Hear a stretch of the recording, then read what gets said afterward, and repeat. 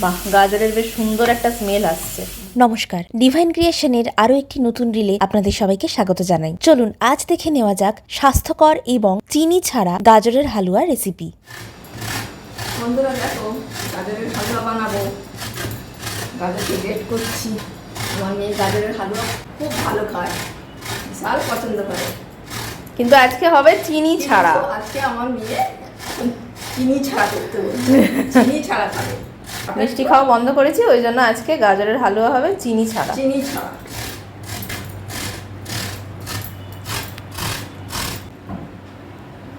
এরপর আমি দুধটা একটু ঘন করতে বসিয়ে দিলাম।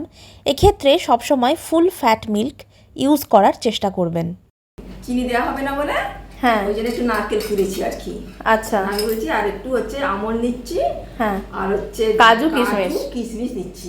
আর এটা একটুখানি কাজু কিশমিশ আমন্ডটা একটুখানি জল দিয়ে ভিজিয়ে রাখছি। এসেনশিয়াল অয়েলটা তবে রিলিজ করে। রিলিজ করে, হ্যাঁ। বন্ধুরা দেখো, গ্যাসটা একটু লো করে দিলাম। লো দিয়ে এবারে ঘিটা ঢেলে দিলাম। ঘিয়ের সঙ্গে বাটার দিলে খুব সুন্দর টেস্ট হয়, এখানে একটু বাটার দিয়ে দিলাম। গাজরটা দিয়ে একটু নাড়াচাড়া করবো। বাহ, গাজরের বেশ সুন্দর একটা স্মেল আসছে। মোটামুটি বয়েল হয়ে গেছে গাজরটা। হ্যাঁ, বয়েল হয়ে গেছে। এবারে নারকেল দেবো।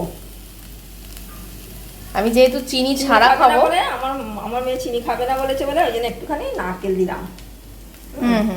তারপরে দিলাম ড্রাই ফ্রুটস গুলো দিয়ে দাও। ফ্রুটস গুলো দিলাম। আমন্ডটা লাস্টে দেবো, না বানানোর একটু আগে। যারা চিনি পছন্দ করেন না তারা এই রেসিপিটা ট্রাই করে কমেন্ট করে আমাদের জানাতে কিন্তু ভুলবেন না। এবারে ঢেলে দিলাম। আমন্ড ছড়িয়ে দিচ্ছি। আমন্ড একটুখানি একটু চিনি দেওয়া হলে একটু মিষ্টি মিষ্টি হবে। ভালো লাগবে।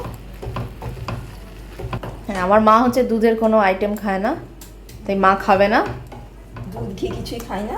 আমার বাপিও এটা পছন্দ করে না, মানে গাজর পছন্দ করে না, তাই আমাকে একাকি খেতে হবে। আমন্ডটা উপর থেকে ছড়িয়ে দিচ্ছি।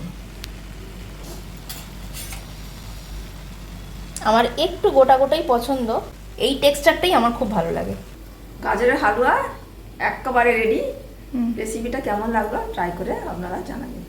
আমার হচ্ছে এটা পুরো ওই পিওর যে স্বাদটা হয় দুধের, সেটাই বেশি ভালো লাগে।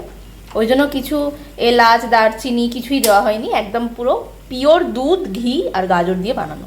রেসিপিটা যদি ভালো লেগে থাকে লাইক করবেন, বন্ধুদের সাথে শেয়ার করবেন, আমাদের চ্যানেলটি সাবস্ক্রাইব করুন, নোটিফিকেশনের জন্য পাশের বেল আইকনটি প্রেস করতে কিন্তু ভুলবেন না। ধন্যবাদ।